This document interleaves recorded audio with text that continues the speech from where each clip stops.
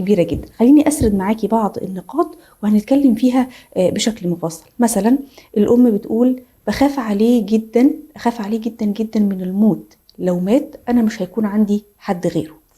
النقطة التانية، لا أحرمه أبدا من أي شيء، فهو وحيد، أعطيه كل ما يتمنى، كل طلباته مجابة، يعني لا تسمعه كلمة لا، كلها مجابة. النقطة الأخيرة، أتدخل في كل تفاصيل حياته وقراراته، حتى اختياره الجامعي واختياره لشريكة حياته. طيب خلينا ناخد النقاط دي نقطة نقطة من البداية. أول حاجة، بخاف عليه جدا من الموت، أنا ما عنديش طفل غيره، ولو لا قدر الله توفاه الله أنا مش هقدر أخلف تاني. نقدر نرد عليها ازاي؟ بجانب تربوي نفسي صحيح، وازاي هي تقدر تتعامل مع ابنها انها مش يعني متحكمة فيه وناقص انها تاخده تحطه في علبة وتقفل عليه.